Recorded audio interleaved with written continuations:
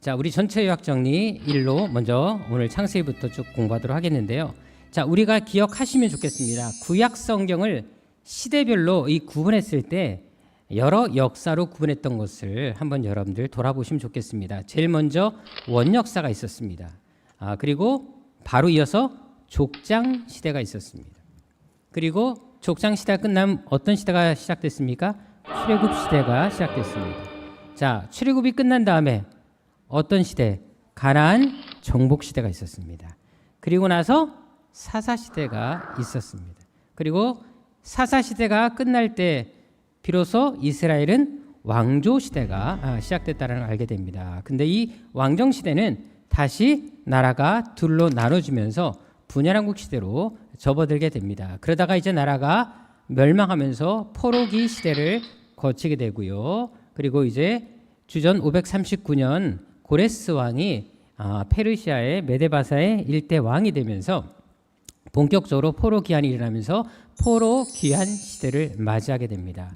이렇게 해서 전체적으로 우리가 요약을 했는데 원역사는 창세기 1장부터 11장까지가 원역사입니다. 근데 이 원역사는 우리가 시기를 절대 알 수가 없습니다. 얼마나 많은 시간이 흘렀는지 전혀 예측할 수 없는데 이 부분에 대해서는 제가 강의를 따로 하지 않았습니다. 그런데 여러분들이 이제 나중에 책을 받게 되시면 그 원역사의 기간에 대해서 추정할 수 없는 근거에 대해서 제가 풀이를 해서 나눠드리도록 할 겁니다. 제가 강의는 다 하지 않았지만 풀이로는 나가니까 책을 받으실 때 아마 그때 공부하시면 될 것 같은데 그 책은 물론 언제 나올지는 기약은 없습니다. 참고하시면 될 것 같습니다. 자, 그리고 족장시대에 우리가 아는 것처럼 창세기 12장부터 50장까지의 내용이고요. 그리고 출애굽 시대는 바로 출애굽기부터 시작해서 신명기까지가 출애굽 시대를 전체를 다루시면 되겠습니다. 그리고 가나안 정복 시대는 어디 부분일까요?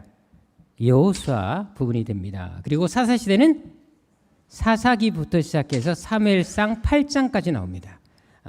우리 성경에는 그냥 사사기로 끝나지만 정확하게 따지면 사사기부터 사무엘상 8장, 그러니까 룻기도 포함되겠죠. 사사기, 룻기, 사무엘상 이렇게 나가기 때문에 이렇게 사사시대까지가 사무엘상 8장까지, 왜냐하면 왕이 세워지기 전까지 사사시대로 보기 때문에 이렇게 이해하시면 되겠습니다. 그리고 사사기가 끝나고 룻기도 끝나고 사무엘상 8장이 지난 사무엘상 9장부터 이제 본격적으로 왕정 시대가 돌입하게 되면서 이제 세 명의 왕 사울, 다윗, 솔로몬 때까지 열왕기상 11장까지가 이렇게 되고요. 그다음에 12장부터 25장까지 열왕기하 25장까지는 이제 분열왕국 시대를 거치게 됩니다. 그리고 나서 이제 포로기 시대는 어떤 책이 포로기 시대에 쓰여졌을까요? 자, 다 공부했던 겁니다. 가장 여러분들이 이해하기 쉽게 이해하시면 됩니다. 바로 에스라, 느헤미야, 다니엘입니다. 그리고 또 에스겔 이렇게 하면 됩니다. 그렇게 해서 제가 말했죠. 포로기죠. 포로기는 에스더.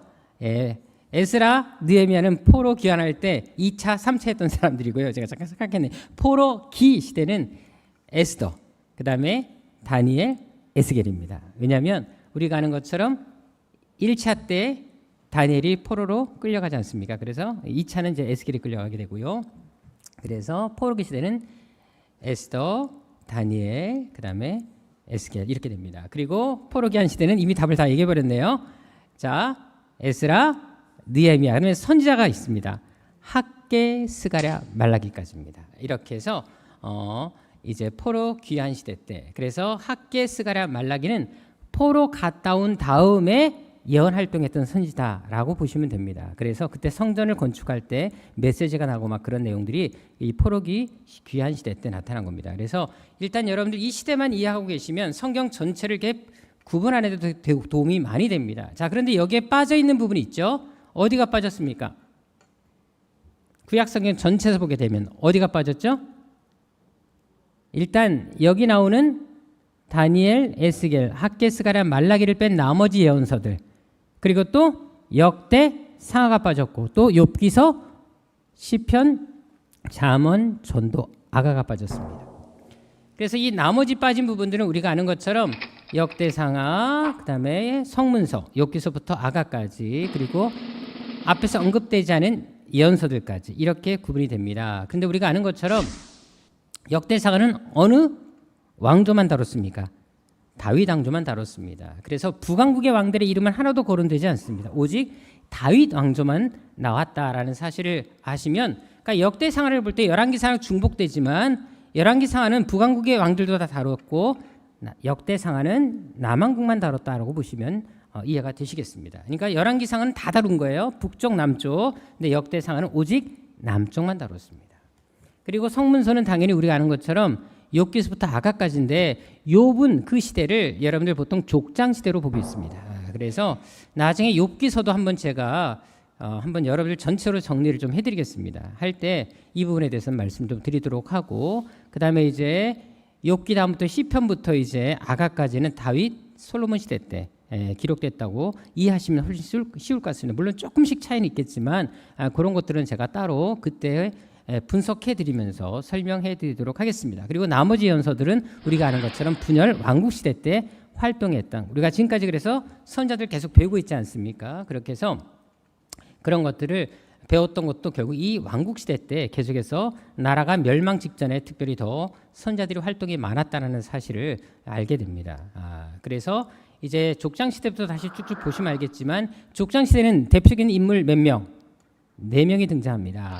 그래서 우리가 아는 것처럼 아브라함, 이삭, 야곱, 요셉이 등장하게 되죠. 자, 그런데 아는 것처럼 여러분들 아브라함은 창세기 12장부터 25장까지 18절까지 나오고요. 그 다음에 19절부터 다시 이삭은 26장까지 딱 한 장 반 정도밖에 나오지 않습니다. 길지 않은 역사죠. 근데 야곱은 아는 것처럼 그 다음부터 27장부터 36장까지 좀 길게 기록되어 있고요. 또 요셉 역시 상당히 길죠. 37장, 39장부터 50장. 자, 근데 한 장이 빠졌습니다. 몇 장이 빠졌습니까? 38장이 빠졌습니다. 우리가 아는 것처럼 38장은 누구의 이야기? 야곱의 넷째 아들 유다 이야기가 나옵니다. 그렇게 해서 이렇게 크게 구분하시면 성경을 여러분들 이해하는 데 훨씬 도움이 많이 되십니다. 그래서 제가 여러분들에게 이미 설명했던 것처럼 이런 틀을 갖고 계시면 시대를 딱 구분하시고 성경을 대입하시게 되면 성경 전체 역사가 어떻게 흘러갔는지를 아시기 때문에 이런 주제라든지 어떤 대표적인 어떤 구분법은 여러분들이 알고 계시는 것이 훨씬 성경 이해에 도움이 됩니다. 자, 그리고 이제 바로 창세기의 키워드가 나옵니다. 우리가 아는 것처럼 창세기는 말 그대로 창조, 그렇죠? 창조했지만 우리가 아는 것처럼 인간이 어떻게 합니까? 아름다운 세상에서 타락하게 됩니다. 자, 그런데도 불구하고 타락하면서 사람들이 계속 범죄하게 되죠. 자, 그런데도 하나님은 다시 구별을 시키시죠. 그래서 당신의 백성들을 갈대아우르에서 그래서 불러내시고 계속해서 구별시키고 불러내십니다. 근데 그것을 왜 그렇게 합니까? 구별시키기 위해서 구원을 위한 부르심이 있었다라는 겁니다. 그러니까 부르심의 목적이 뭐였냐면 구원에 있었다라는 겁니다. 그리고 이것은 전적으로 우리가 원해서가 된 게 아니라 하나님의 전적인 은혜로 하나님께서 선택하시고 하나님이 부르셨다라는 사실을 우리는 알 수가 있습니다. 이것이 창세기의 전적인 그 역사의 흐름이라는 사실을 알고 가시면 창세기는 끝났습니다. 자, 그리고 이제 출애굽 시대로 넘어가서 우리가 잘 아는 것처럼 출애굽 시대는 여러분들 대표적인 출애굽 사건이 가져온 2가지 변화가 있었습니다. 이건 꼭 기억하셔야 됩니다. 자, 기억나십니까? 2가지 변화. 첫 번째, 달력, 원력이 바뀝니다. 그러니까 출애굽을 통해서 그 달을 첫째 달로 하나님께서 지정해 버리셨습니다. 그러니까 1월이 돼 버린 거예요. 새해가 돼 버린 겁니다. 그만큼 출애굽 역사는 새로운 역사의 시작이라는 것을 알려주신 겁니다. 그래서 원력이 바뀌었다라는 사실을 우리는 알게 됩니다. 그러니까 원래 우리가 갖고 있는 태양력이 있어요. 그렇죠? 태양력, 보통 우리가 지금 쓰고 있는 1, 2, 3, 4, 5, 6, 7, 8, 9, 10, 11, 12가 있는데 유대인들은 자기들이 쓰는 종교력이 따로 있습니다. 자, 한번 보도록 하겠습니다. 자, 겉에 보시게 되면 여러분들 겉에가 이제 종교력으로 보시면 되고요. 가운데 노란 것이 태양력입니다. 자, 그러니까 유대 종교력의 1월은 우리가 몇 월에 해당된다고요? 우리로 하면 자, 종교력이 1월에 우리로 따지면 몇 월 달?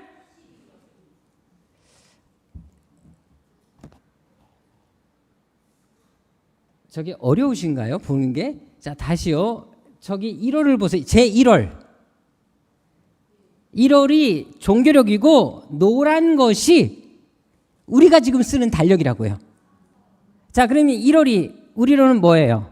3, 4월. 자, 우리가 왜 부활절을 언제 지킵니까? 4월 달에 지키는 이유가 뭔지 아십니까? 6월절 끝나고 예수님이 부활하셨잖아요. 자, 그럼 6월절은 언제겠습니까? 종교로 따지면 1월에 있습니다. 이해가 되세요? 종교력이 1월이니까 우리로 하면 3, 4월에 해당돼서 2월절 끝나고 예수님 부활하셨잖아요. 그러니까 4월 달에 우리가 부활절을 지키는 겁니다. 자, 그래서 우리가 보통 6월절, 무교절, 그러니까 6월절과 무교절을 같이 보시면 돼요. 그러니까 6월절은 양잡날 저녁을 6월절이라고 보시면 되고 14일 저녁 해질 때부터가 6월절이고 15일부터는 무교절로 보시면 됩니다. 근데 통칭해서 그냥 6월절 또 무교절 이렇게 표현하는 겁니다. 근데 굳이 구분한다면 양 잡는 날만 6월절이 되는 것이고요. 그 다음부터가 무교절이 맞습니다. 근데 그냥 성경은 한 절기로 표현도 한다라는 거 기억하시면 됩니다. 그리고 초실절 이렇게 됩니다. 그러니까 종교력 1월이 추운 게 아니라 우리로 말하면 3, 4월에 해당된다는 걸 보시면 됩니다.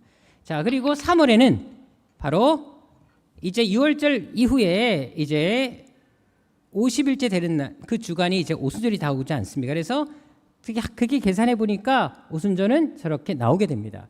그러니까 이렇게 보시면 돼요. 종교력 1월 달에는 가장 먼저 중요한 거는 6월절이 지켜졌다 보시면 돼요. 왜냐하면 출애굽 이후에 출애굽과 동시에 6월절이 생겼잖아요.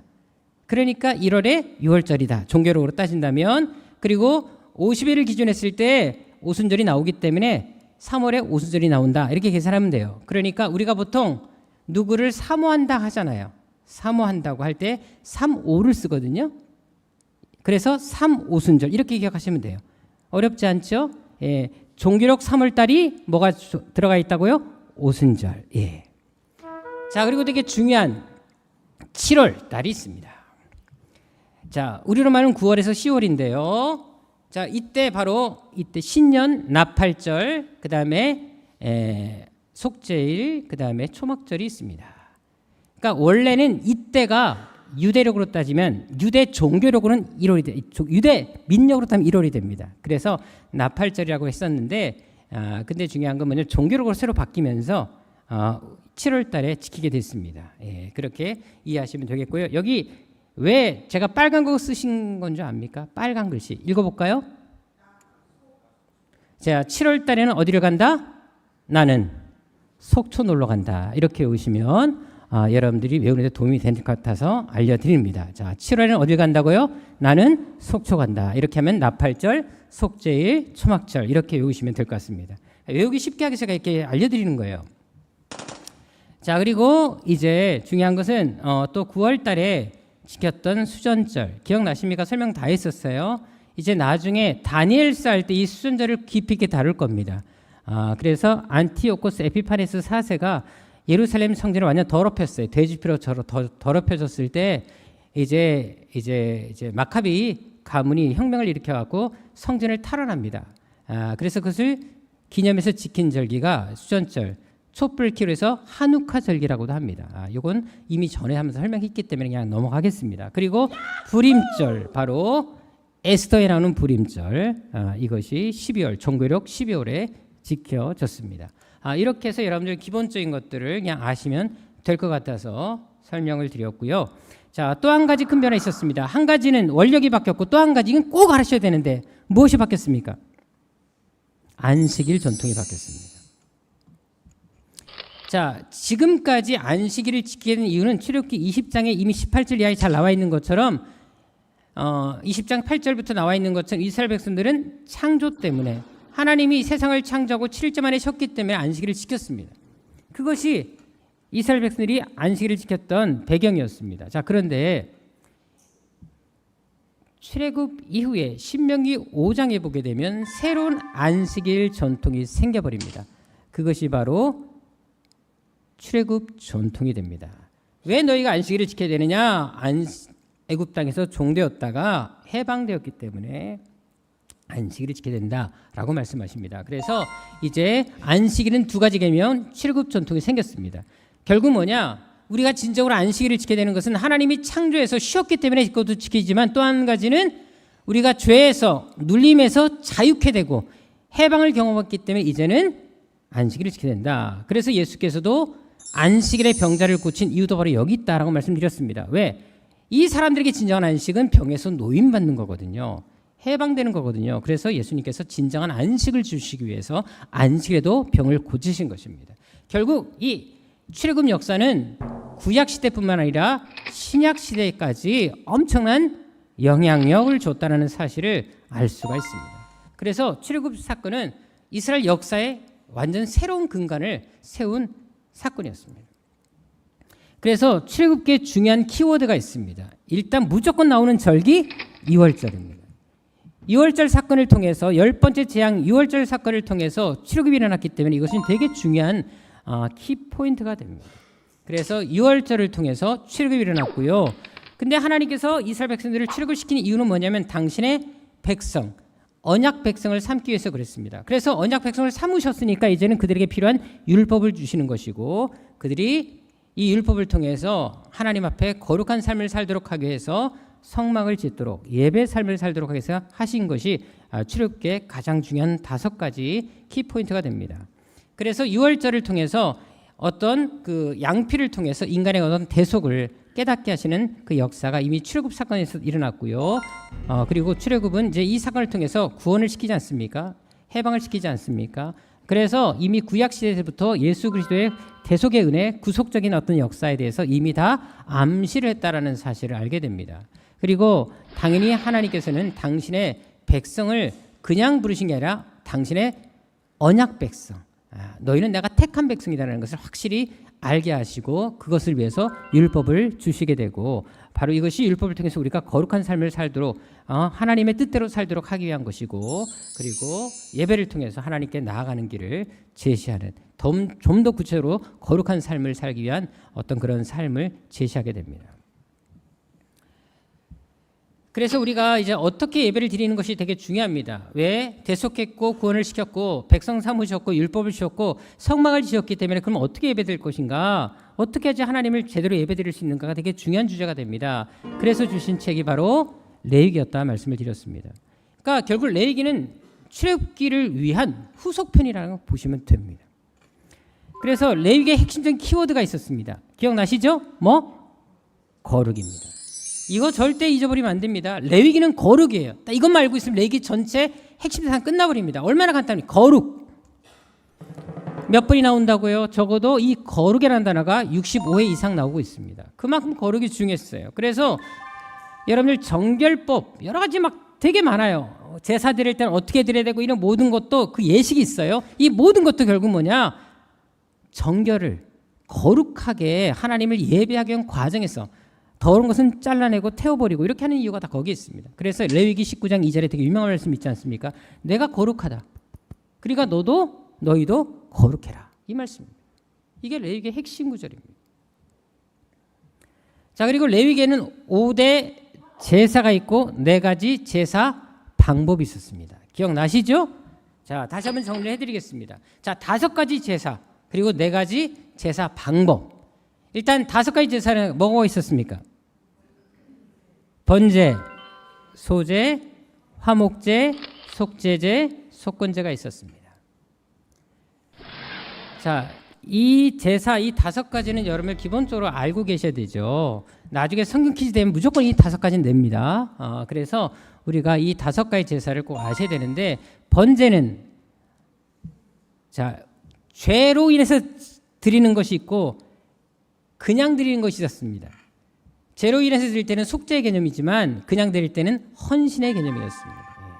그리고 이 제사는 가죽을 제하고는 다 태웠습니다. 그리고 가죽은 제사에게 드리게 되어 있었습니다. 그리고 유일하게 피 없는 제사가 어떤 제사? 소제였습니다. 곡식으로 드리는 제사가 소제였습니다. 이거는 좀 더 자발적인 감사의 제사였다는 사실을 알게 되고요. 화목제는 말 그대로 하나님과 사람 또 사람과 사람 사이의 화목을 위해서 또 드리는 제사였습니다.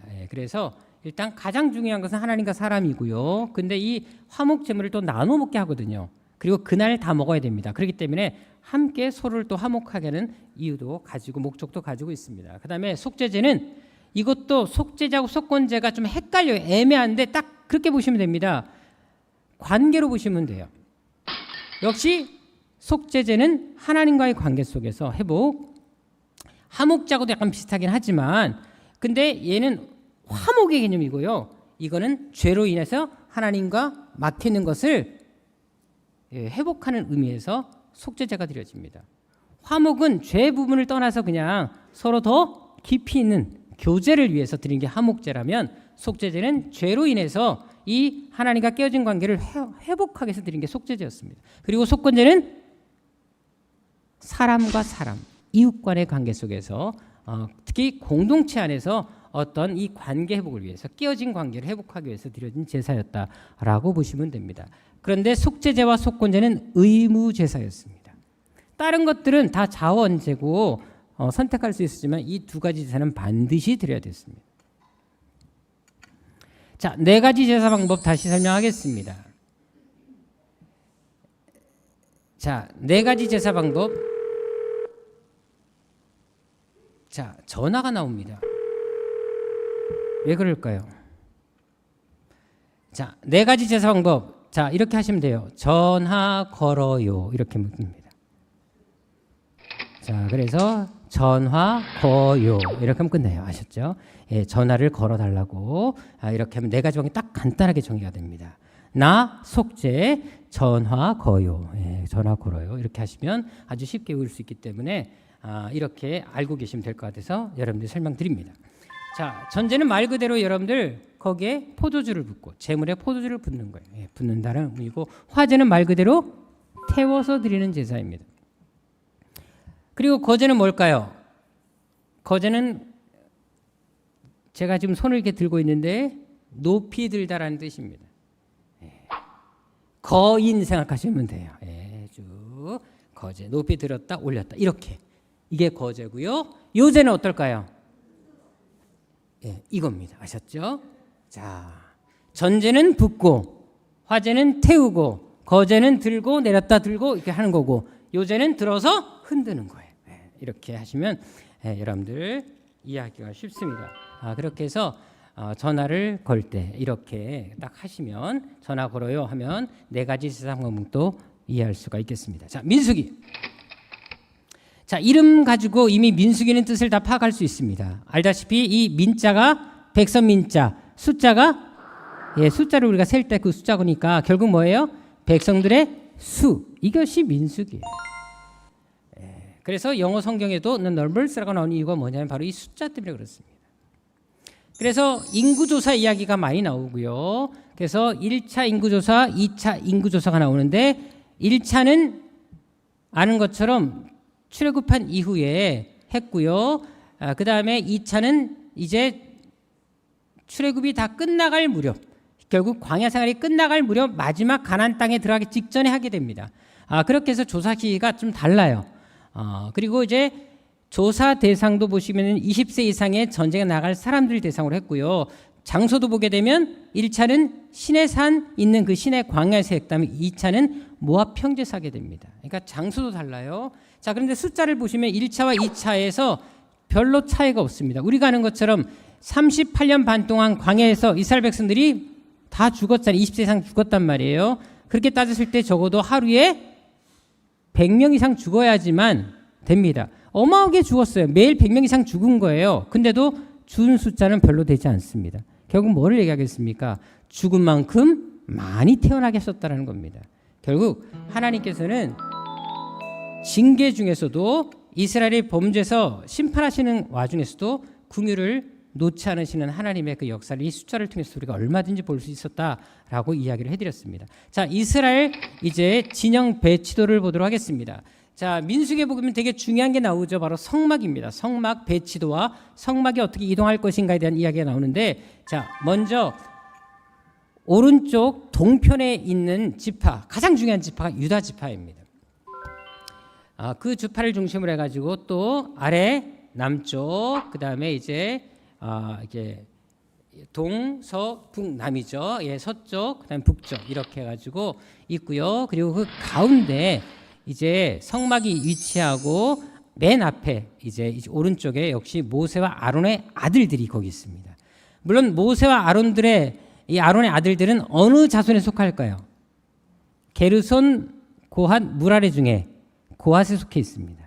왜냐하면 고핫의 자손 중에 아므람이 나왔고 아므람의 아들들이 모세와 아론이기 때문에 그렇습니다. 근데 이제 이 모세 아론은 구별됐죠.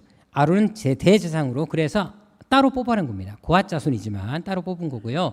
그렇게 여러분들 구분하시면 되겠습니다. 자, 근데 중요한 것은 성막을 왜 가운데 배치시켰을까요? 하나님만 예배하는 삶이 중요하기 때문에 그렇습니다.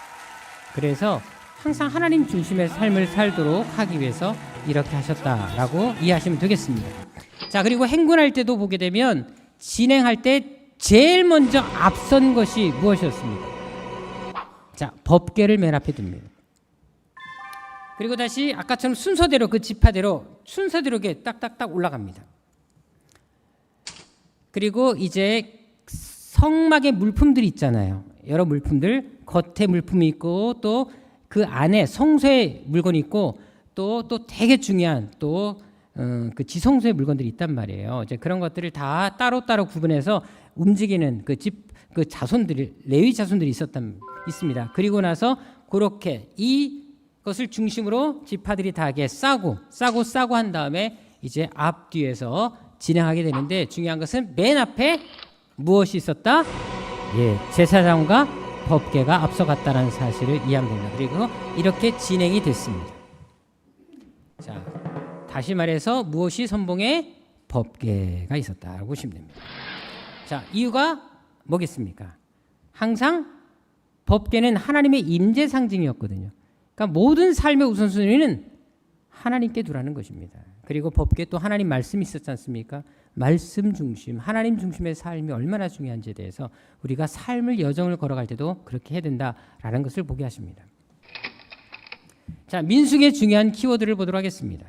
자, 우리가 배운 것처럼 인구조사가 있고요. 그 다음에 이 진영 배치도가 있습니다. 그리고 이스라엘 백성들이 광야에서 다 멸망한 사건이 등장합니다. 이 세 가지가 있죠. 인구조사는 아는 것처럼 이제 가나안 땅 전쟁을 앞두고 좀 더 전체를 조직하기 위해서 이렇게 합니다. 그래서 여러분들 우리가 항상 교회가 하나로 움직이는 것이 얼마나 중요한지에 대해서 교훈하셨고요. 그리고 진영도 마찬가지입니다. 성막 중심, 하나님 중심의 배치를 통해서 우리의 삶의 우선순위가 예배가 돼야 되고 하나님 중심이 된다는 사실을 말해주고 있습니다. 그리고 멸망한 이유가 뭡니까? 간단합니다. 원인, 불평하고 원망합니다. 늘 부정적인 사람들, 여러분 제가 성경을 보게 되면 부정적인 사람들 반드시 하나님께서 그 사람들은 절대 복 주지 않습니다. 항상 매사에 모든 것들이 부정적이고 안 좋은 말들을 하는 사람들을 절대 하나님께서 복 주지 않습니다. 그래서 항상 우리가 봉사할 때도 어떤 마음을 하냐가 되게 중요하다는 사실을 알게 됩니다. 자, 이제 신명기 가도록 하겠습니다. 자, 신명기의 뜻이 뭡니까? 거듭된 명령이라는 뜻입니다. 그래서 우리가 이 한자를 보게 되면 이 뜻이 이 한자가 그래요. 반복해서 거듭해서 명령한다라는 뜻을 가지고 있습니다. 그래서 하나님 말씀이 이렇게 거듭돼서 이 되풀이돼서 하시는 말씀인데 중요한 것은 영어 성경은 어떻게 나냐면 듀터로노미라는 게 나옵니다. 듀터로노미라고 나오는데 이게 정확하게 뭐냐면 헬라어에서 듀테로스하고 노모스라는 말이 합쳐진 겁니다. 듀테로스라는 두 번째란 뜻이고요. 노모스는 율법입니다. 그러니까 모세가 두 번째 선포한 율법이 신명기입니다. 그래서 거듭된 명령이 된 거예요. 자, 그렇다면 왜 두 번째 율법이라고 했을까요? 인구조사를 생각하시면 돼요. 인구조사 때도 시내산에서 한 번 있었고 모압 평지에서 있었잖아요. 두 번째가 똑같습니다. 율법도 처음에 십계명 주고 율법을 선포할 때가 어디였겠습니까? 장소가 시내산이었어요. 시내 광야에 있었어요. 자, 그런데 두 번째는 어디였을까요? 모세가 임종하기 직전의 장소 바로 모압 평지였습니다. 그래서 이곳에서 모세가 신명기 말씀을 선포하게 됩니다. 그래서 이게 두 번째 말씀이라고. 그러니까 유언이죠. 모세의 마지막 유언이지만 그래서 듀터로노미라는 말을 쓰게 된 겁니다. 그래서 듀테로스, 노모스에 여기서 온 거예요. 헬라어에서 온 겁니다. 그래서 영어 성경은 저렇게 듀터로노미라는 말 자체가 자체가 이미 신명기라는 뜻을 가지고 있습니다. 예. 자, 신명기의 중요한 키워드를 보도록 하겠습니다. 자, 우리가 잘 아는 것처럼 우리에게 죽는 길과 사는 길을 보여주고 있고요. 율법 교육의 중요성, 그리고 복과 저주를 얘기합니다. 여러분 간단합니다. 성경 계속 보시게 되면 죽는 길은 간단해요. 하나님께서 하지 말라는 거 하면 무조건 그들은 죽습니다. 그리고 항상 기억하는 게 뭐냐면 사는 길은 간단합니다. 우상 숭배하면 죽는다. 사는 길은 내가 너희를 어떻게 인도했는지 그 하나님의 은혜를 잊지 말아라. 기억하라. 이 말이 계속 반복되어 있거든요. 그럼 너희는 산답니다. 율법 교육, 그게 되게 중요하죠. 말씀 교육, 훈련받는 게, 그리고 자녀들에게 이 말씀을 가르치는 게 얼마나 중요한지에 대해서 거듭거듭 강조합니다. 그리고 복과 저주, 너희가 하나님 말씀에 순종해 복을 받는다. 불순종하면 저주받는다. 간단합니다. 나중에 언제 기회 있으면 제가 한번 정리를 해드리겠습니다만 성경에서 망하고 그리고 저주받은 사람들은 그거예요. 불순종하는 사람들, 그리고 원망, 불평, 매사에 부정적인 사람들, 딱 몇 가지 기준이 있어요. 그런 사람들은 아무리 신앙생활 열심히 해도 절대 못 받습니다. 딱 그런 사람들이 정해져 있거든요. 복도 마찬가지입니다. 순종하는 사람들, 딱 그런 사람들, 그리고 하나님의 은혜에 대해서 늘 감사함으로 사는 사람들이 복 받습니다. 이제 그런 것들이 이제 성경의 기준이 된다는 사실을 알게 됩니다. 근데 우리가 아는 것처럼 자, 요절을 보세요. 신명기 요절 28장은 되게 복과 저주의 장인데 알다시피 저주의 내용이 훨씬 더 많아요. 근데 신명기 전체를 보게 되면 오히려 복이 더 많습니다.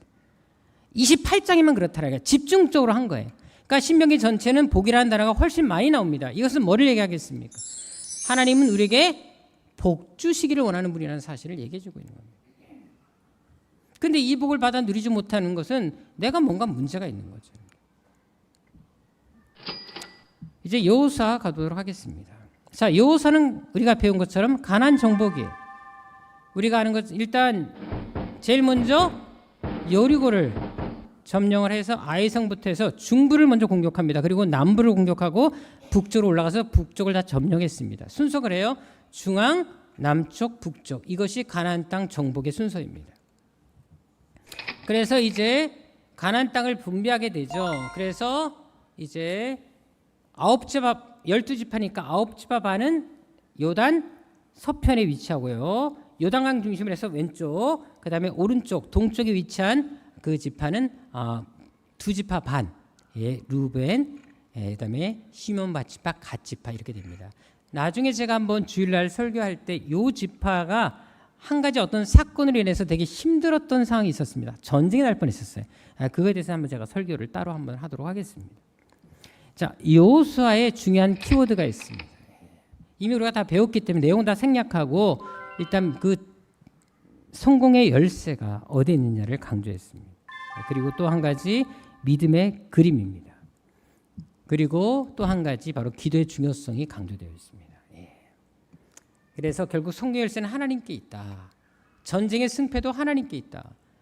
그리고 어떤 땅을 정복할 때 믿음을 우리가 가지고 있느냐 안 가지고 있느냐에 따라 그 땅 정복이 성공하고 실패하게 됐다는 사실을 이야기하고 있습니다. 그리고 기도할 때 하나님의 뜻대로 살면 성공했고 기도하지 않고 전쟁하니까 아이생도 패배하지 않습니까? 이런 것들을 이야기해 주고 있습니다. 자, 사사기 가겠습니다.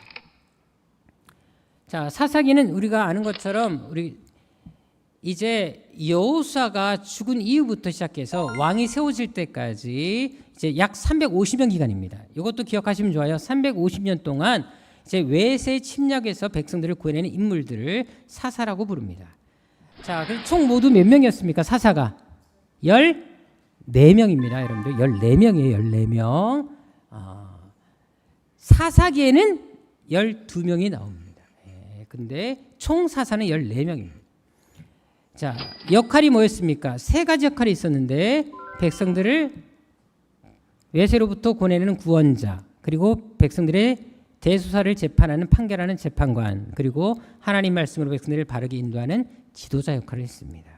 자, 사사 시대의 특징이 있었습니다. 우리가 이미 그 패턴이 있죠. 타락, 심판, 구원, 회개. 이것이 계속해서 반복해서 일어났다는 사실을 알게 됩니다. 그래서 항상 이것이 사사 시대에는 계속 반복합니다. 그래서 사사만 죽으면 타락합니다. 이것이 사사의 핵심이에요. 지도자의 부재. 결국 뭐냐면 여러분들 또 한 가지 이유가 뭐냐면 이를 타락했던 이유가 또 하나가 더 있습니다. 왜? 하나님을 살아계신 하나님의 역사를 체험했던 사람이 다 죽어버린 거예요. 그러니까 그 부모들이 자녀들에게 아니면 그 후대에게 하나님 말씀을 가르치고 전달해줘야 되는 그 역할을 못 해버렸어요. 그래서 하나님을 알지 못하는 사람들이 자꾸 생겨나는 거예요. 그러니까 왜 악을 행했냐? 바로 앞절에 얘기합니다. 하나님을 알지 못하는 사람들이 일어난 거예요. 하나님께 대한 지식의 결여가 멸망의 결과로 나타났다는 것입니다. 그래서 여러분들 이름만 하나님을 부를 뿐이지 하나님을 몰라요. 그러니까 망하는 겁니다. 타락하고 심판받습니다. 자, 사사들의 명단을 다시 한번 보도록 하겠습니다. 오늘부터 시작해서 쭉쭉쭉 나와서 자, 3일까지 이렇게 되는데 아는 것처럼 여러분들 엘리는 사사 겸 제사장이었고 사무엘은 세 가지 직분이 있었죠. 사사, 제사장, 선지자. 성경 전체에서 이 세 가지 직분을 가진 사람은 사무엘이 유일합니다. 그리고 사사기는 모두 몇 명 나온다고요? 12명. 삼손까지만 나오고 그리고 엘리부터 사무엘까지가 사무엘상 8장까지가 이제 여기까지 등장하게 된다는 사실을 알게 됩니다. 자, 사사기의 가장 중요한 키워드. 아까 지식의 교류도 있었지만 제일 중요한 것은 딱 한 가지입니다. 혼란기 때마다 등장해서 반복해서 나오는 요절들을 보면 압니다. 이스라엘 백성들이 계속 왕이 없기, 지도자가 없기 때문에 자기 속인대로 옳은 대로 행동했다. 결국 뭐냐? 지도자의 부재가 나타납니다. 그래서 하나님의 왕됨을 인정하지 않고 우상을 섬기잖아요. 그래서 그들이 멸망하게 됩니다. 그래서 우리가 꼭 기억할 것은 여러분들 하나님이 우리의 왕됨을 인정하고 하나님의 인도하심 속에 사는 것과 내가 중심되어 사는 것과는 이렇게 인생의 차이가 있다는 사실을 보여주는 게 사사기입니다. 자, 룻기 가도록 하겠습니다. 우리가 아는 것처럼 룻기는 여러분들 이름 제목에서 이미 사람 이름이 등장합니다. 자, 그런데 우리가 아는 것처럼 구약 성경 39권 중에서 책 제목에 여인이 이름이 등장하는 책이 몇 권? 여인의 이름 등장하는 이름 몇 권? 2권입니다. 자, 2권인데 누구? 에스더하고 룻입니다. 자, 근데 에스더는 유대인이었었어요. 룻은 이방이었어요. 그래서 이 룻기가 더 특별한 겁니다. 이방인의 이름을 책 이름으로 넣는 거 유대인들은 용납을 할 수가 없죠. 근데 그렇게 넣었다라는 겁니다. 그래서 놀라운 거예요. 자, 그런데 중요한 것은 뭐냐면 여러분들 이제 그 시대 배경입니다. 어떤 시대였다가 룻기는 사사시대였습니다. 그래서 1장 1절부터 사사들이 칠하던 때라고 나와 있어요. 그러니까 가장 타락했던 시대에 이방 여인을 통해 가장 아름다운 신앙의 모습을 보여준 책이 사사기라는 겁니다. 그러니까 룻기라는 겁니다. 그러니까 놀랍지 않습니까? 가장 타락한 시대에 가장 아름다운 여인의 신앙이 등장하고 있다는 거예요. 놀랍죠. 그것도 이방인을 통해서.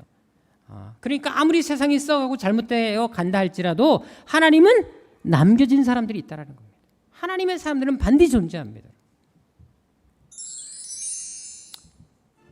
결국 하나님께서는 이 암흑기에서도 당신의 구원의 역사를 이뤄 가신다라는 겁니다. 정말 아무도 주목하지 않았던 별 볼 일 없는 사람을 통해 역사할 수 있습니다. 여기 있는 우리 소망이를 통해서 믿음의 일을 통해서도 얼마든지 하나님의 구원의 역사를 이뤄갈 수가 있고 홍원이를 통해서도 그 역사를 이뤄갈 수 있다는 겁니다. 사람 일은 진짜 모르는 겁니다. 자, 룻기의 중요성을 보도록 하겠습니다. 자, 룻기는 방향의 중요성을 얘기했습니다. 우리가 아는 것처럼 엘리멜렉이 유대 땅에 있다가 어디로 갔다고요? 모압 땅으로 가게 됩니다. 그래서 그는 결국은 가정이 쫄딱 망하지 않습니다. 근데 반대로 룻은 모압에서 유대 땅 이스라엘로 갑니다. 그래서 놀랍게도 룻은 복을 받게 되지 않습니까? 방향의 중요성입니다. 여러분들이 지금 어느 방향으로 가고 있느냐가 되게 중요하다는 겁니다. 하나님을 향한 방향이냐 아니면 내가 원하는 방향으로 가고 있느냐 이거에 따라서 우리 인생은 달라진다는 겁니다. 결국 그에게 이스라엘은 알다시피 여러분들 낯선 땅이에요.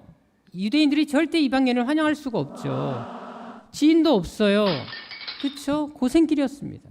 왜? 며느리가 시어머니 생계를 책임져야 되잖아요. 근데도 그 길을 선택합니다. 이것이 방향의 위대함입니다. 여러분들이요. 결국 신앙 때문에 그렇게 하잖아요. 하나님께 대한 신앙 때문에 그 길을 선택합니다. 여러분들 배부른 돼지로 하나님 없이 사는 것보다 차라리 배고픈 사람으로서 하나님과 함께 살겠다. 이것이 멋지지 않습니까? 하나님 없이 부유하기보다 하나님과 함께 가난해지겠다. 이것이 그런 결단이지 않습니까? 근데 룻이 결단이 어떤 결과를 가져옵니까? 우리가 아는 것처럼 구약의 신약에까지 칭찬받는 여인이 됐고 족보에도 이름이 나오지 않습니다. 또 다윗의 가문, 여러분 가장 위대한 가문이잖아요. 그 가문의 조상이 되지 않습니까? 그리고 예수님의 족보에도 탄생에도 직접 관여하잖아요. 영광스러운 여인이 됐죠. 결국 여러분들 신앙을 위한 결단은 하나님께서 반드시 보상해 주신다라는 사실을 알 수 있습니다. 또 하나의 키워드가 있습니다. 잘 기억하세요. 룻기에서 이 룻기는 정말 우리에게 주는 메시지가 너무 많습니다. 일상의 은혜입니다. 자, 룻기는 기적, 특별한 하나님의 환상, 계시 있다 없다? 아무것도 없습니다. 전혀 하나도 없습니다. 근데 놀라운 것은 뭐냐? 일상을 통해서 하나님의 그 찬잔함이 막 나타납니다. 오히려 평범한 삶의 과정 속에서 하나님의 인도하심이 나타납니다. 그래서 우리가 일상을 소중히 여기는 게 되게 중요합니다. 일상에서 말하고 듣고 행동하는 것 자체가 하나님 앞에 귀중하다라는 겁니다.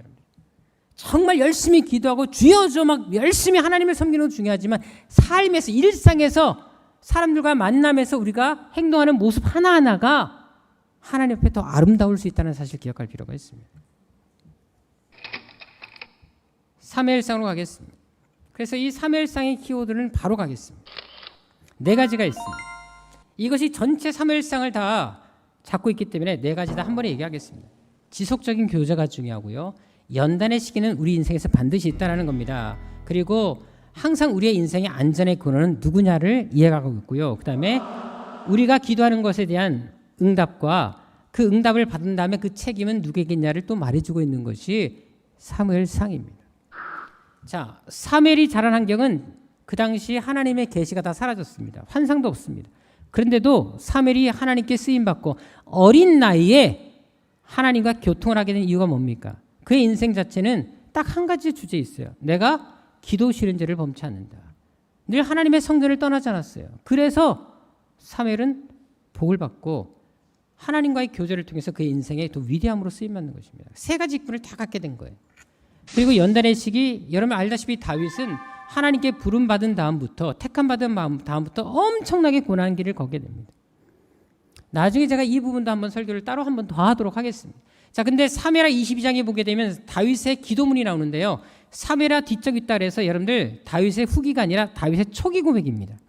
거기에 보면 다윗이 얼마나 하나님을 의지했는지 하나님을 바라봤는지에 대해서 그 요절이 구석구석에 다 나타나 있습니다. 그래서 제가 전에 한번 말씀드렸는데 사무엘하 22장을 한번 묵상해도 되게 좋은 성경이다라고 말씀을 드렸습니다. 자, 안전의 근원입니다. 중요한 것은 뭐냐면 이렇게 하나님을 의지하던 다윗도 힘드니까 블레셋으로 망명하고 아는 것처럼 또 모압으로 또 가기도 하지 않습니까? 근데 결국 정말 진정한 평안의 근원은 하나님이라는 사실을 나중에 이제 다윗이 깨닫고 고백하게 되지요. 그리고 이스라엘 백성들이 하나님께 왕을 요구합니다. 악한 동기였죠. 하나님께서 왕 되시는데 불구하고 그것을 받아들이기보다 이 사람들은 다른 왕들처럼 우리도 왕이 있어야 되겠습니다. 왜? 왕이 있으니까 저들이 승리하지 않습니까? 근데 지금까지 왕이 없으면서 승리했던 사람들이 이스라엘인데 그걸 생각하지 못하고 하나님 대신에 왕을 요구합니다. 하나님은 당신의 뜻과 상반됐어요. 근데 응답을 하십니다. 근데 그 책임은 본인들이 지게 됩니다. 이것이 되게 무섭기도 합니다. 여러분 우리가 때를 쓰면 하나님이 응답도 하십니다. 하지만 그 응답은 우리에게 유익을 가져주지 못할 때가 되게 많습니다. 이스라엘 백성들이 매출액을 달라고 얼마나 불평하고 원망하고 간절히 막 하나님께 호소합니까? 감사함으로 기도한 게 아니라 막 협박하듯이 기도했거든요. 근데 주셨어요. 먹다가 죽지 않습니까? 그러니까 여러분들 응답도 물론 필요합니다. 그런데 하나님께서 원하시는 응답 받는 것이 더 중요하다는 사실을 알게 됩니다. 자, 사무엘하의 키워드를 가겠습니다. 자, 몰락과 번영. 쉽게 말하면 이제 사울과 다윗을 비교해 주시면 되죠. 범죄와 용서 그리고 실패와 교훈입니다. 아는 것처럼 여러분들 다윗과 사울의 차이가 뭡니까? 사울은 여러분들 왜 멸망합니까? 하나님 말씀에 순종하지 않습니다. 근데 다윗은 더 범죄했지만 잘 돌이켰어요. 그러니까 하나님께서 그를 쓰시는 겁니다. 범죄와 용서는 마찬가지입니다. 놀라운 것은 뭐냐면 다윗이 진짜 범죄 많이 합니다. 우리 성경은 여러분들 살인만 가늠만 한 게 아니라 인구조사부터 시작해서 정말 죄를 많이 졌어요. 다윗 때는 죽은 사람이 정말 많았거든요. 근데 중요한 건 뭐냐면 하나님은 회개하기만 하면 용서해 주셨다는 거예요. 이것이 참 하나님의 놀라우신 은혜죠. 중요한 것은 뭐냐면 다윗은 하나님께 마음에 합한 사람이었다고 인정하셨잖아요. 근데도 불구하고 실패합니다. 넘어집니다. 그래서 우리가 신앙생활 할 때 실패하지 않기 위해서 늘 깨어있는 것이 얼마나 중요한지에 대해서 교훈하는 것이 사무엘하의 핵심 포인트입니다. 자, 이제 왕정시대로 넘어가겠습니다. 기본적으로 이해할 내용이 있죠. 우리가 아는 것처럼 단일 왕국은 3명의 왕 사울, 다윗, 솔로몬이 있습니다. 자, 그리고 이제 분열 왕국에는 이제 솔로몬 때 나라가 나뉘어지게 되죠. 그래서 솔로몬이 잘못해갖고 이제 나라가 둘로 쪼개지는데 남왕국 유다, 그 다음에 북왕국 이스라엘. 그래서 르호보암이 남왕국 유다, 여로보암이 북왕국 이스라엘을 책임지게 되는데 왕들은 북쪽은 몇 명? 토탈 19명, 남쪽은 20명. 예. 이제 복습을 많이 하셨나 보네요. 이젠 조금 대답하기 시작하셨어요. 예. 자, 근데 분단의 비극을 보게 되면 아시겠지만, 자, 북쪽은 10지파, 남쪽은 2지파, 유다와 그리고 베냐민 지파가 가게 됩니다. 이렇게 해서 이제 2지파가 남고 북쪽 이스라엘로 가고 이렇게 남쪽 유다로 나눠지게 되는데요. 이제 전체적으로 이제 사무엘과 역대기 핵심 요약을 하도록 하겠습니다. 사무엘상은 아는 것처럼 여러분들 사무엘과 사울과 다윗의 생애를 다루고 있습니다. 근데 주 내용은 다윗 이야기입니다. 무엇을 얘기할까요? 성경은 가장 중요한 인물들과 구속사를 통해서 전개된다는 걸 보여줍니다. 사울도 40년 통치했거든요. 다윗도 40년 통치했어요.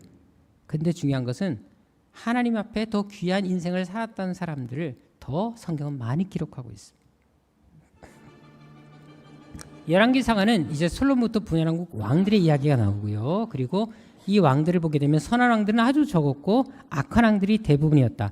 그래서 이때 선지자들이 예언 활동할 수밖에 없었습니다. 그러니까 하나님은 참 그래요. 타락한 그 시대에 포기하지 않으시고 당신의 종들을 보내서 돌이키기를 바라시는 모습을 보게 됩니다. 자, 그리고 역대상하를 보시게 되면 아는 것처럼 여러분들 일단 아브라함부터 족보, 귀환까지 전체 역사를 아주 간단하게 요약 정리를 앞에서 하고 있습니다. 그 다음에 이제 말한 것처럼 다윗 왕조에 대한 이야기를 쭉 끌고 갑니다.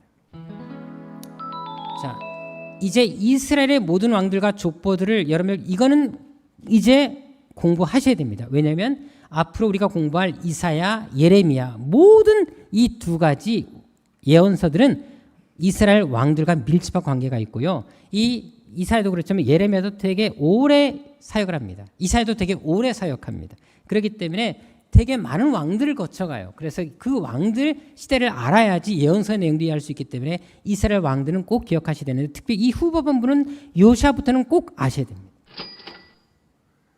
자, 왕들과 통치 기간을 좀 보도록 하겠습니다. 우리가 아는 건 40년씩 3명이 다 똑같았고요. 남왕국부터 보도록 하겠습니다. 자, 르호보암부터 시작해서 이제 끝까지 이제 시드기야까지 오게 되는데요. 자, 우리가 아는 것처럼 이제 이사야가 본격적으로 활동했을 때는 언제였냐면, 자, 우시야 왕을 찾아보세요. 어디 있습니까? 두 번째 꼭대기 있습니다. 우시야 아샤랴. 자, 있고요. 자, 중요한 게 뭐냐면 여러분들 이 왕들이 쭉 나오잖아요. 그 다음에 히스기야를 찾아보세요. 히스기야가 있습니다. 예, 여러분들 이 히스기야를 좀 보셔야 돼요. 자, 그래서 자, 우시야, 요담, 아하스, 히스기야. 자, 이사야는 우시야가 죽던 해부터 그때 소명을 받고 활동을 시작합니다. 그리고 므낫세 때 순교했다라고 보게 됩니다. 그러니까 여러분들 이렇게 왕들의 역사를 보셔야지만 이 모든 것들 이해할 때 도움이 되기 때문에. 그리고 예레미야는 남왕 유다가 멸망한 이후까지도 사역을 합니다. 그래서 또 길게 사역했고요. 그래서 이제 예레미야 같은 경우는 요시아부터 이제 이해하시면 됩니다. 그래갖고 요시아 왕이 어디 있습니까? 자, 밑에 있죠. 요시아 왕 때 확실히 더 활동을 더 많이 하고 있고요. 그래가지고 쭉 멸망 때까지 다. 그래서 그때 이제 본격적으로 활동하기 때문에 이제 여러분들이 요건 큰 틀을 갖고 계시면 되겠습니다. 자, 북왕국 왕들의 뜻을 좀 보도록 하겠습니다. 자, 모두 9 왕조가 있었습니다. 예.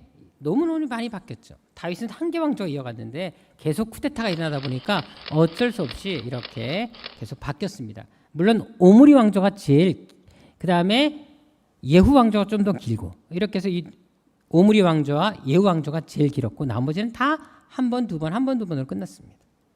자, 통치 연대기를 좀 보도록 하겠는데요. 여러분들이 이걸 다 기억할 수는 없어요. 근데 대충 그래도 어느 연도가 있었다라는 건 알아두셔야지만 여러분들이 공부할 때 도움이 될 것 같아서 다시 한번 좀 보도록 하겠고요. 다른 왕들은 굳이 뭐 모르셔도 되겠지만 우리가 꼭 알아야 될 왕들이 있습니다. 바로 여로보암 2세입니다. 그래서 여로보암 2세는 970년경에 활동했다라고 여러분들 아시면 되고요. 그때가 바로 선자 3명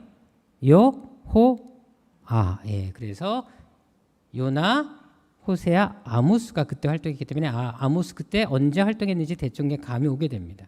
그리고 아까 우시아가 죽던 해부터가 이제 누가 활동했다고요?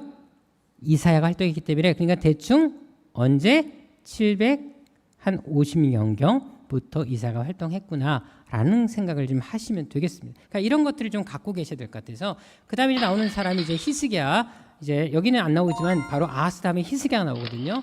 그래서 히스기야는 715년경, 뭐 학자들에서 720년경 잡기도 합니다만 715년경. 그러니까 히스기야가 왕 됐을 때는 이미 북왕국이 멸망했다는 걸 아시면 됩니다. 그래서 이런 것들을 여러분들이 알고, 그러니까 히스기야 때 선지자 이사야가 활동했었어요. 근데 이미 우시야 다음부터 요담 때, 아하스 때 다 활동했다라는 거예요. 그러니까 지금 과도기죠. 북왕국이 멸망, 그 과도기에 이사야가 활동했습니다. 그리고 멸망한 다음에도 활동했고요. 그러면 메시지가 어떤 게 나갈지 대충 감을 잡을 수 있습니다. 자, 열왕기상의 키워드를 좀 보도록 하겠습니다. 자, 번영과 몰락이 나옵니다. 이것이 가장 중요한 주제죠. 이유가 있습니다. 하나님을 잘 섬길 때는 번영하고, 불신앙, 불순종하면 몰락합니다. 열왕기상은 딱 이 한 가지, 딴 거 없어요. 딱 이것만 갖고 가면 됩니다. 왕들이 실패하고 성공한 이유는 딱 한 가지입니다. 신앙에 살았냐, 불신앙으로 살았냐, 이거 딱 하나의 관리입니다. 그리고 열왕기상에 또 한 가지 또 중요한 키워드가 있습니다. 키워드가 뭐겠습니까? 누구와 같이 행했다, 기준이 되는 사람이 있습니다. 열왕기하에도 나오는데 여호와 보시기에 정직행했다, 여호와 보시기에 악을 행했다. 열왕기도 똑같아요. 여러분들 중요한 게 뭐냐면 이런 것들이 하나님 보시기에 어떤 인생을 살았냐, 이것을 가지고 평가를 합니다. 열왕기 상하에서 나타난 대표적인 것, 기준이 되는 사람, 그리고 하나님 보시기에 어떤 인생을 살았냐. 자, 열왕기하 두 가지 주제, 아까 말한 것처럼 기준이 되는 사람. 선한 왕의 기준은 다윗, 악한 왕의 기준은 여로보암 1세입니다. 2세가 아니라 1세예요. 처음 왕된 사람, 북왕국을 세운 사람입니다. 자, 그리고 또 한 가지, 지도자의 중요성을 얘기합니다. 아는 것처럼 여러분들 북왕국은 205년의 역사를 거치거든요. 208년이죠. 208년 역사를 거치면서 단 한 명의 선한 왕도 없었습니다. 그런데 남왕국은 알다시피 소수였습니다. 물론 하나님을 잘 섬겼던 사람들은. 근데 선할 때는 강성했어요. 근데 악할 때는 쇠퇴했습니다. 이것을 얘기하고 있습니다.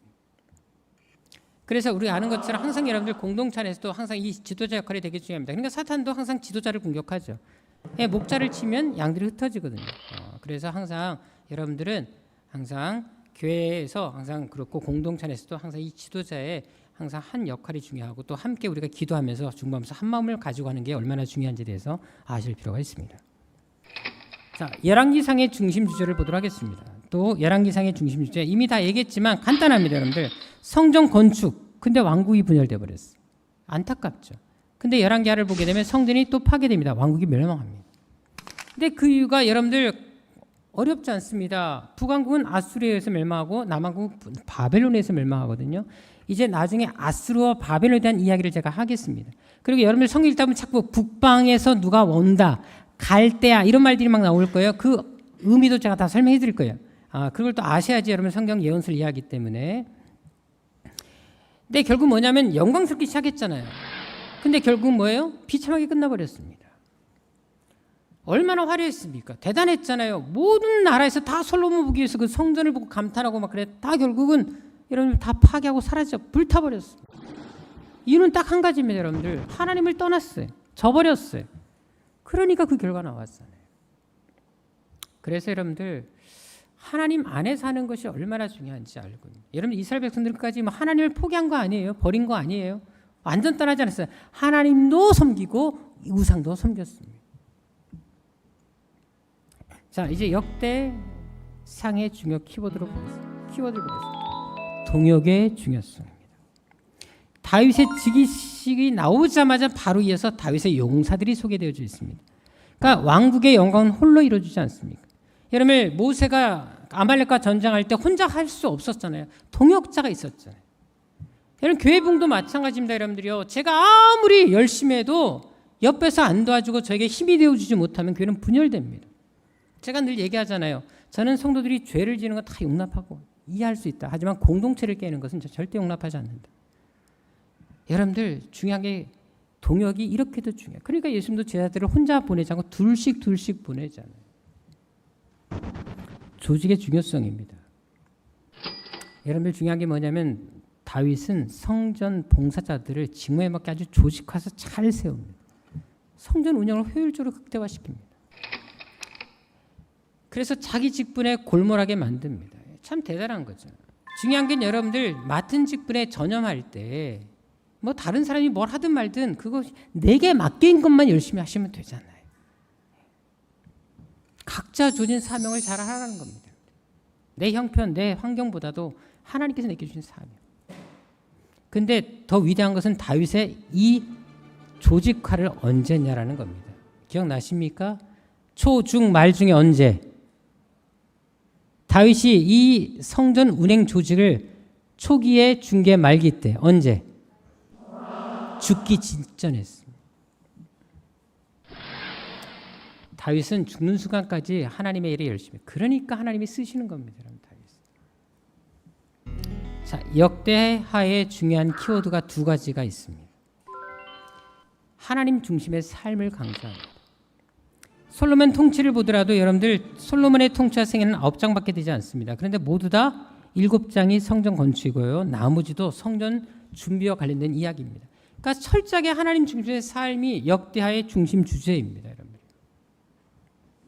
그리고 기도의 능력을 강조합니다.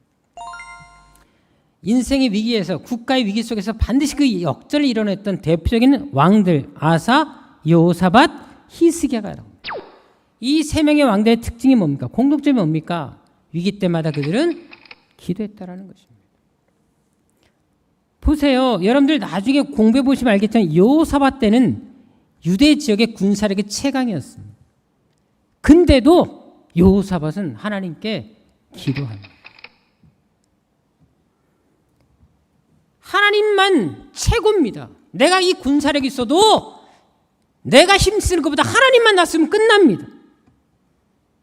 오직 주만 바라보나이다. 그러니까 내 능력, 내 군사력 믿지 않고 하나님 믿으니까 하나님이 싸워주시잖아요. 히스기야도 마찬가지죠. 아수르 군대, 이때가 이제 사렙이, 이제 여러분들 이사야 때 공부를 또 하시겠습니다만 절대 이때 시대에 얼마나 강력한 군대였는지 모릅니다. 근데 이기잖아요. 그리고 이 사건 이후에 이 히스기야를 쳐 내려왔던 산헤립이 어떻게 된지 아십니까? 이사야 때 배웁니다. 중요한 것은 여러분들, 기도가 얼마나 중요한지 또 강조하는 게 역대하입니다. 하나님 중심에, 그리고 기도. 아무쪼록 여러분들, 우리가 구약을 통해서 배울 게 진짜 많습니다. 그래서 다시 한번 정리를 해드렸고요. 다음 주에는 예언서와 함께 아수르 어떤 그 나라의 시대적인 배경들을 좀 더 공부해서 이제 이사야 들어갈 때 훨씬 더 수월하게 들어갈 수 있도록 하겠습니다. 기도하겠습니다. 아버지 하나님, 구약에 참 많은 메시지를 하나님께서 우리에게 주고 계십니다. 아버지 하나님, 만약에 구약 성경 전체를 요약하라면 하나님 중심의 삶이 얼마나 중요한지, 하나님 말씀에 순종하면 복을 받지만 불순종하게 되면 심판받는다는 사실을 보여주십니다. 아버지 하나님, 우리가 이 땅을 살아가면서 내 힘, 내 생각대로 살지 말게 하시고 어떤 상에서도 하나님 붙들게 하여 주시고 하나님 중심의 삶을 살아가는 저희들의 삶 되게 하여 주옵소서. 아버지 하나님, 하나님께서 주신 이 교회를 귀하게 생각하게 하여 주시고 정말 맡긴 사명 잘 감당해 도와주셔서 아버지 하나님, 반드시 하나님께서 우리를 통해서 계획하신 놀라운 뜻과 계획이 있는데 우리도 그 계획에 쓰임받을 수 있도록 준비된 그릇 되게 하여 주옵소서. 늘 말씀을 사모하며 기도하며 하나님 의지하는 삶 되게 하여 주옵소서. 존귀하신 예수님의 이름으로 기도드립니다. 아멘.